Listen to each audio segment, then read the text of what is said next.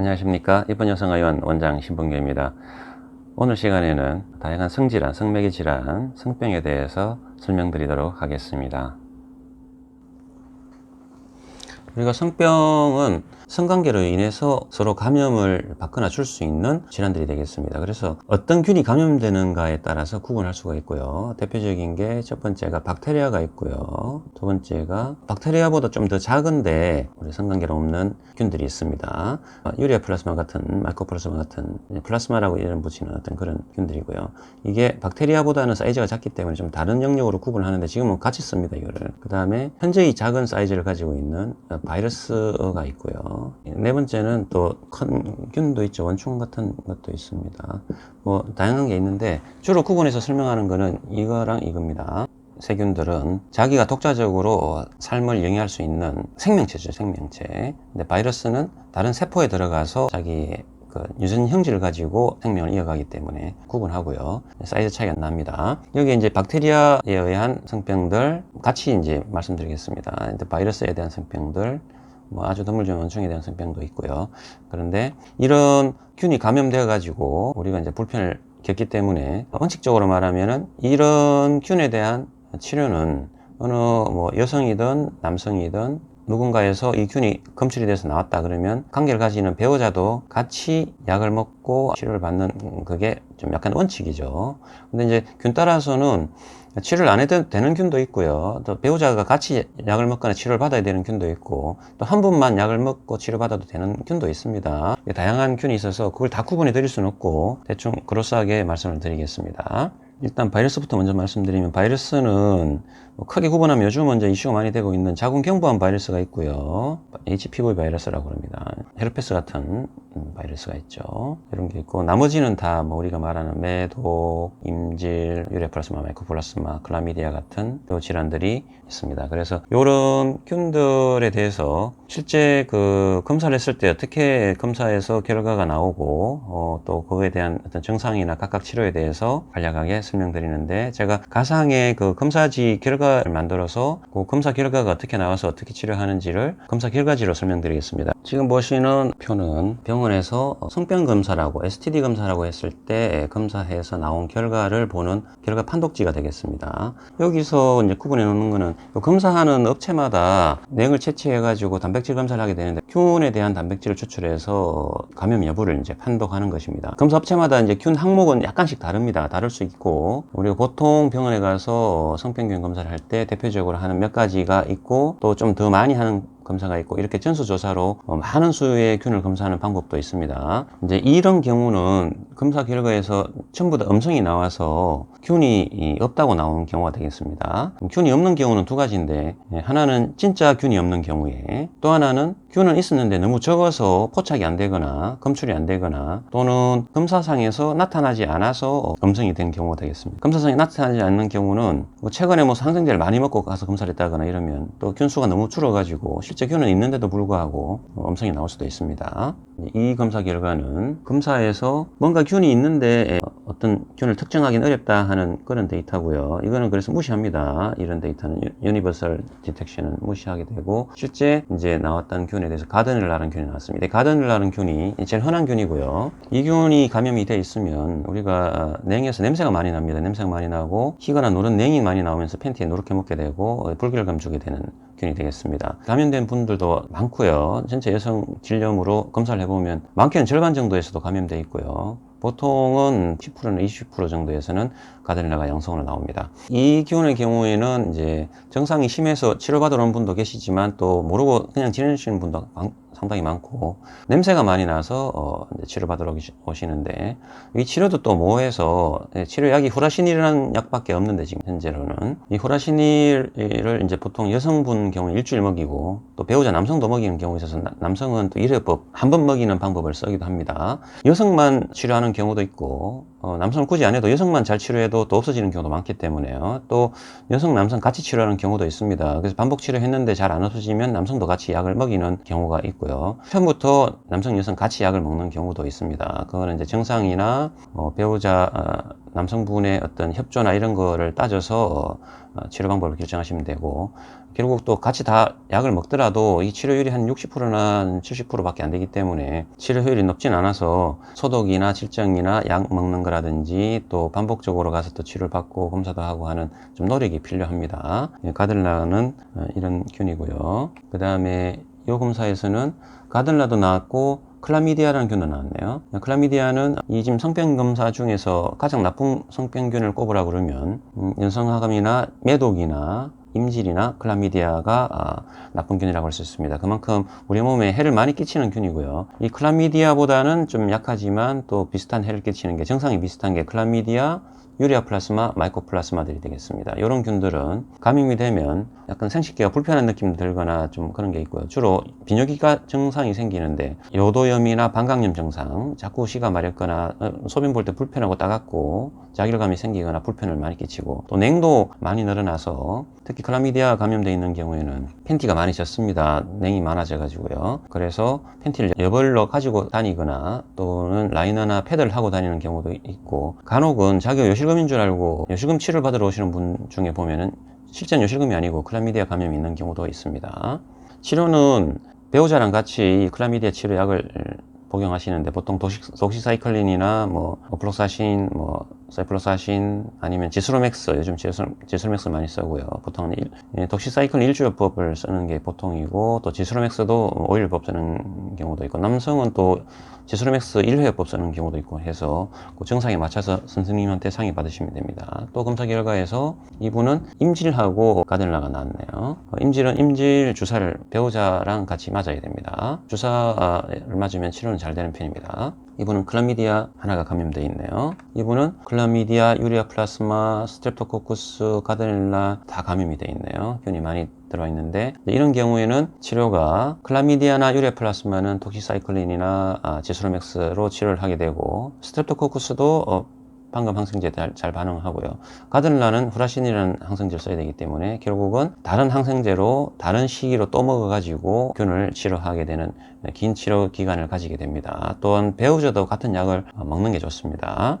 균이 감염이 많이 돼 있는데, 이런 경우에는 대장균만 하나 감염돼 있네요. 이런 경우에는 냉이 탁하게 많이 나오고요. 팬티에 누렇게 묻게 되고 대장균 냄새가 좀 나기도 하고, 그런데 되게 무슨 이물질 시술을 받거나 이런 분들에서 이런 대장균이 좀 나오는 경우가 있습니다. 그래서 루프를 했거나 뭐 질성형 중에 이물질을 고무줄 같은 걸 넣어가지고 아니면 볼을 넣어가지고 수술하는 경우에도 또 이런 대장균이 잘 증식할 수 있기 때문에 주의를 하셔야 됩니다. 이런 경우에는 이물질을 제거하고 균치료를 하게 되는데, 제가 질성형 하면서 이런 이물질을 고무줄을 삽입받고 뭐 볼도 넣고 한 건데 다 제거를 하고 균치료도 하고 했던 경우가 되겠습니다. 방금 보신 거는 박테리아 성병균들이고요. 이런 성병균들은 주로 방광염이나 요도염 증상을 많이 일으키지만 질염도 일으키고 경우에 따라서는 기관지염이나 폐렴도 만들 수 있는 균들이라서 요즘은 건강하게 지내니까 이렇게 증상들은 잘 안 나타나고 지내는 경우도 많지만, 조금 불편하셔서 가셔서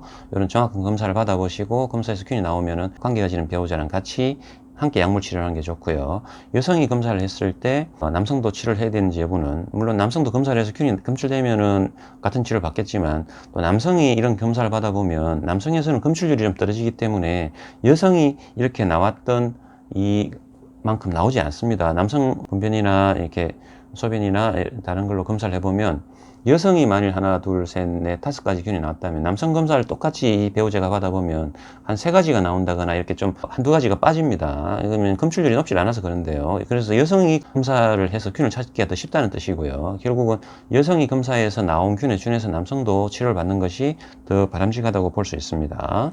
이 표는 자궁경부암 바이러스를 검사하는 항목표가 되겠습니다. 검사를 하게 되면 이 표 같은 경우에는 자궁경부암 바이러스는 HPV 바이러스라고 그러고요. 휴먼 파필로마 바이러스라고 그러고 인유두종 바이러스라고 그럽니다. 이 인유두종 바이러스는 성관계로 감염이 되는 건데, 성관계로 미세한 상처면을 통해서 이 바이러스들이 감염이 되고요. 이게 처음에 이제 검출하고 검사해서 밝혀진 게 자궁경부암에서 밝혀져서 이름이 자궁경부암 바이러스로 알려져 있지만, 지금은 다른 조직의 암들을 검사해봐도 이 균이 나온다는 걸 알게 돼서 이 바이러스 나오니까 꼭 자궁경부암 바이러스라고는 하진 않고요. 그냥 휴먼 파필로마 바이러스 바이러스라고 부릅니다. 이 바이러스가 하도 종류가 많기 때문에 발견되는 순서대로 해가지고 번호로 이름을 붙여놨는데, 여기서 HPV 바이러스 중에 암을 잘 만드는 그룹이 있고요, 암을 잘 못 만드는 그룹이 있고, 암을 못 만드는 그룹도 있고, 대신에 또 이런 균들은 우리 몸에 피부 사막이나 주접이나 뭐 혈관종 이런 걸 만드는 균에 속하고요,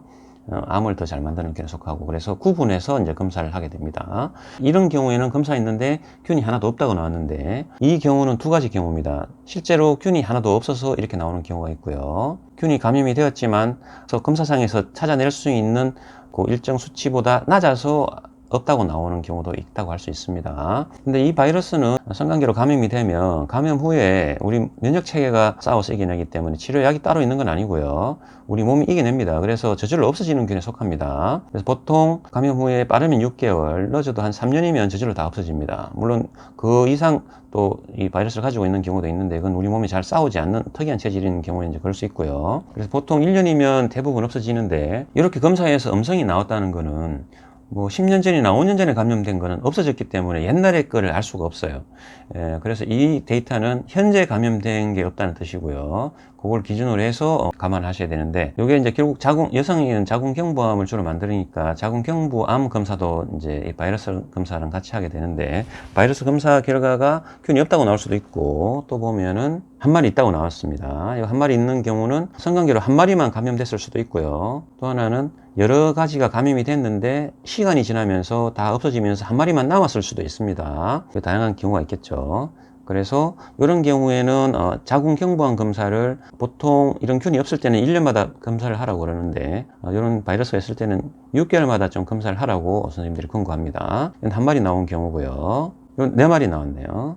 52번, 53번, 뭐 61번, 42번, 68번, 53번, 51번 쭉 나왔는데, 여기는 하나, 둘, 셋, 넷, 다섯, 여섯, 7까지 나오고요. 여기는 하나, 둘, 셋, 넷, 다섯, 여섯, 7, 8까지 나왔네요. 이렇게 많이 나오는 경우는 관계를 좀 더 많이 하고, 이 균을 많이 가진 사람하고 관계를 가지면 이렇게 많이 나올 수 있겠죠. 감염을 많이 받아서요.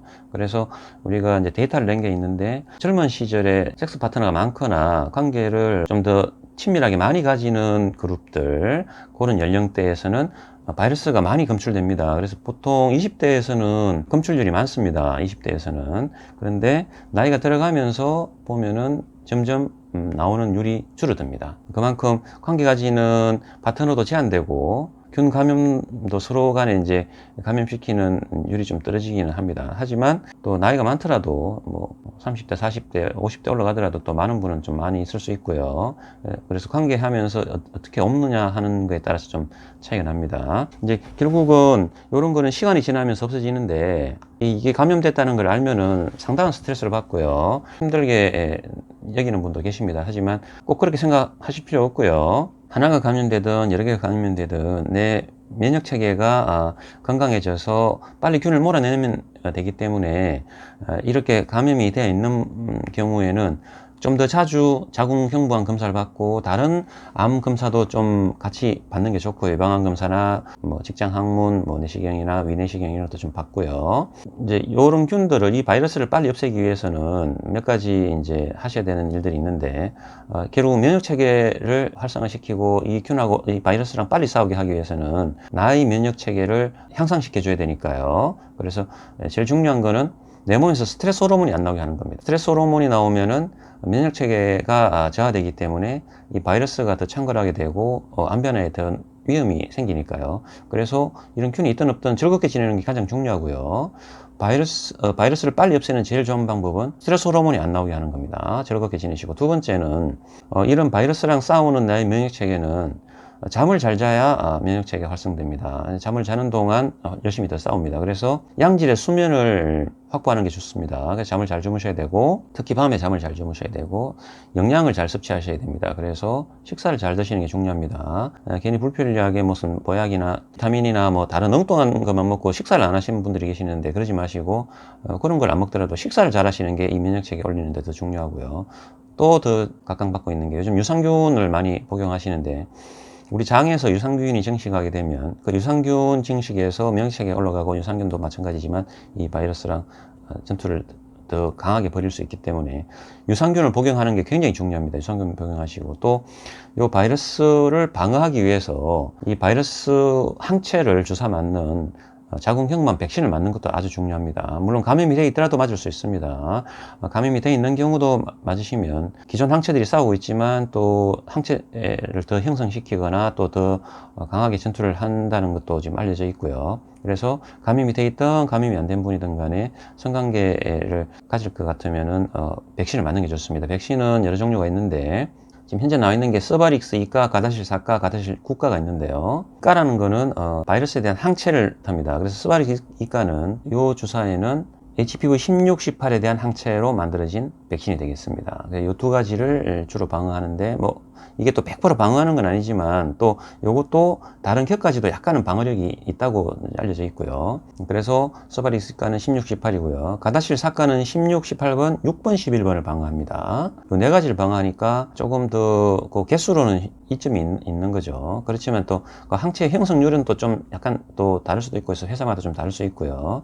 그래서 더 적절한 걸 선택하는 게 좋고요. 가다실 9가는 16번, 18번, 31번, 33번, 45번, 52번, 58번, 6번, 11번을 방어합니다. 9가지를 방어하니까 이게 개수로는 이게 더 효율 가치가 높습니다. 그래서 가다실 9가가 제일 비쌉니다. 1회 접종 비용 자체가. 산부인과 가시면은 가다실을 서바릭스, 가다실 4, 9가 다 맞으실 수 있는데 자기가 요거를 감안해서 선택하셔서 접종 받으시면 되겠습니다. 이거는 이제 자궁 경부암 검사를 말하는데요. 방금 HPV 바이러스 감염돼 가지고 이제 암 검사를 하고 이제 사람들이 그렇게 살고 있는데 자궁 암 검사는 우리가 이제 세포를 검사를 해 가지고 판정을 할 때 여러 가지 방법을 기준을 가지고 이제 판정을 하는데 우리는 보통 팝이라고 해서 이게 자궁 경부암 검사입니다. 이 팝 판정 기준을 가지고 우리가 결과를 보고받고 있는데요. 파파니콜라우라는 사람이 이 검사 기법을 발전시켰기 때문에 팝이라고 그러고요. 팝에서는 검사 결과를 자궁 경부암 검사했을 때 클래스 1, 클래스 2, 클래스 3, 클래스 4, 클래스 5 이렇게 구분합니다.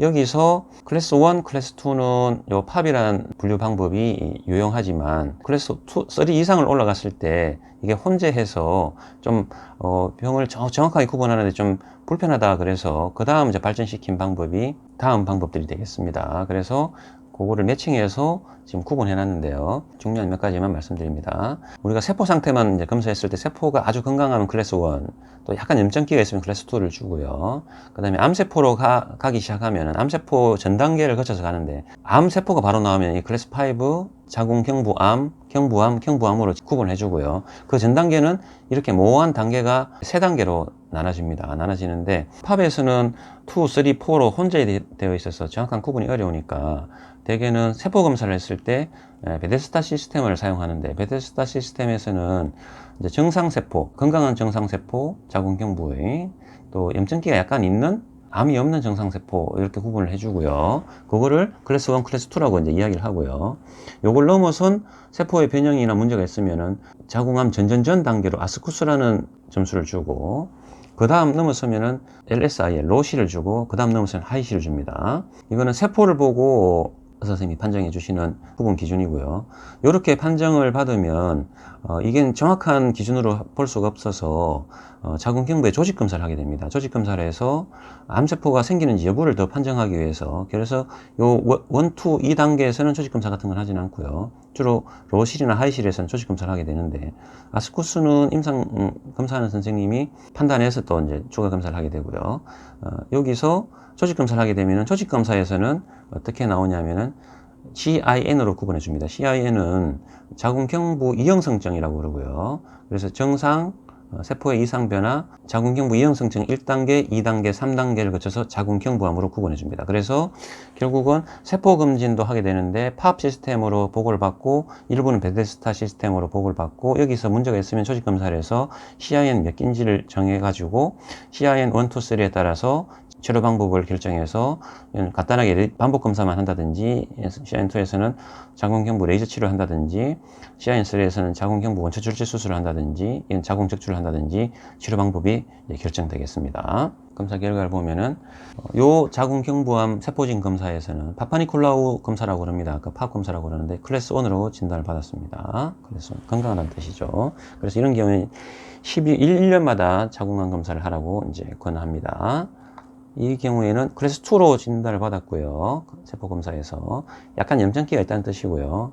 다른 바이러스나 다른 박테리아 때문에 염증기가 생겨 있는 경우라서 이건 추가 치료가 필요한다기보다는 다른 균 검사에서 균이 확인되면 그 균에 대한 치료를 하는 거지, 이 자체로 뭐 치료 꼭 하고 그런 건 아닙니다. 다만 이런 경우에는 선생님들이 6개월마다 좀 안 검사를 하세요라고 권하게 됩니다. 그 다음은 이 단계를 올라서게 되면은 베데스다 시스템의 아스쿠스라는 이제 판독을 주게 됩니다. 이런 경우에는 이 아스쿠스가 나오게 되면은 아까 이제 이런 암에 대한 위험도가 높은 HPV 바이러스가 감염된 건 없는지도 검사를 해보고, 또 이 팝 검사를 반복해서 해봐라고 권고하게 됩니다. 근데 이제 HPV가 나쁜 균이 들어와 있고 반복 팝 검사에서도 안 좋다고 그러면 조직 검사를 하게 되고요. 조직 검사에서 CIN 1, 2, 3 여부에 따라서 치료를 결정하게 됩니다. 그래서 이제 아스쿠스 이외에 로실이 이렇게 진단됐고요. 이런 경우에는 조직 검사를 하라고 권합니다. 조직 검사를 해보면은 CIN 1, 2, 3인지 알 수 있고요. 요즘 세포 검사상에서는 로실로 판정 줬지만 아마도 CIN 1 정도에 해당되는 것 같다라고 지금 검사한 선생님은 판정을 해주셨네요. 여기서 다시 요 구분대로 또 이렇게 호환해서 생각을 해봐야 되고, 검사는 팝스 검사, 세포도말이라고 그러는데 자궁경부에서 세포를 채취해서 세포만 보는 검사고요. 여기서 이상이 있을 경우에는 이렇게 일부 살점을 떼어내서 자궁경부 살점을 한 2, 3mm 떼어내서 조직검사를 하게 됩니다. 조직검사도 원초절제 조직검사가 있고 그냥 단순 조직검사가 있고요. 이 조직검사에서 떼어낸 살을 현미경의 절편으로 만들어서 암세포가 생기지 않나를 검사하게 됩니다. 이건 조직검사 이제 슬라이드고요. 이 슬라이드에서 정확하게 보면은 이게 이제 CIN1에서 2에 해당하고, 이건 이제 2나 3에 해당하는데, 이건 자궁경부암인데, 요런 아까 그 슬라이드를 보게 되면은 암세포 가기 전 단계의 세포들이 베이스먼트 멤브린의 아래쪽에만 생기면 CIN1을 주고요. 중간까지 생기면 CIN2, 여기까지 다 생기면 CIN3를 주고, 이럴 때면 이제 암으로 갈 확률이 높기 때문에 적극적인 치료를 하게 되고, 이분은 베이스먼트 멤브린을 지나서 암이 퍼지기 시작해서 이거는 퍼진 침륜암이 되겠습니다. 각각에 따라서 치료가 달라집니다. 그래서 이런 구분을 하기 위해서 이런 조직 검사를 하게 되는 것입니다. 이런 조직 검사를 했을 때 판독에서는, 조직 검사 판독에서는 이런 침륜암이라고 판독이 나오고, 이런 경우에는 적극적으로 수술과 항암 치료와 방사선 치료 등을 하게 되겠습니다. 오늘 시간에는 성감염 질환에 대해서 알아봤습니다. 성감염 질환은 제가 크게 두 가지로 구분했는데, 박테리아 감염하고 바이러스 감염으로 구분하고, 박테리아 감염은 항생제로 치료하게 되고요. 또 여러 증상이 있지만 불편하면 가서 검사를 받으시고 치료받으시면 되고, 또 바이러스 질환은 대표적으로 자궁경부암 바이러스가 있기 때문에 자궁경부암 바이러스는 어떻게 검사를 하게 되고, 그 검사에 따라서 자궁암 검사를 어떻게 하게 되고, 자궁암 검사는 판정을 어떻게 해서 어떤 치료를 받게 되고, 또 자궁암 바이러스를 빨리 없애기 위해서는 어떤 우리가 생활 주변을 돌봐야 하는지 제가 설명드렸습니다. 성감염 질환은 너무 걱정할 필요는 없고요. 적절하게 잘 검사를 받으시고 치료를 받으시면은 성감염 질환의 공포에 대해서 벗어날 수 있고요. 성감염 질환이 안 걸릴 수는 없습니다. 우리가 인생을 살아가는 시기에서 어떤 그때 시기마다 또 우리가 감염에 노출이 되어 있기 때문에 전혀 감염이 없이 살기는 어렵습니다. 그렇지만 감염이 되더라도 병원들이 다 검사를 해서 치료도 해주기 때문에 잘 검사받고 치료받으시면 되고, 또 성감염 질환으로부터 우리가 좀 안전하게 지내야, 또 여성 같은 경우에는 자궁도 보호하고 자궁 내막도 건강 유지해서 나중에 임신과 출산에 더 유리할 수 있고, 남성분들 같은 경우에도 전립선 건강에 더 도움이 되기 때문에 적절한 시기에 반복 검사를 하거나 불편한 증상이 생기면 또 가서 검사를 받으셔서 좋은 치료를 적절한 시기에 잘 받으시기 바랍니다. 제 동영상 보시고 도움이 많이 되셨으면 좋아요와 구독을 눌러주시기 바랍니다. 좋은 리플 부탁드립니다. 감사합니다.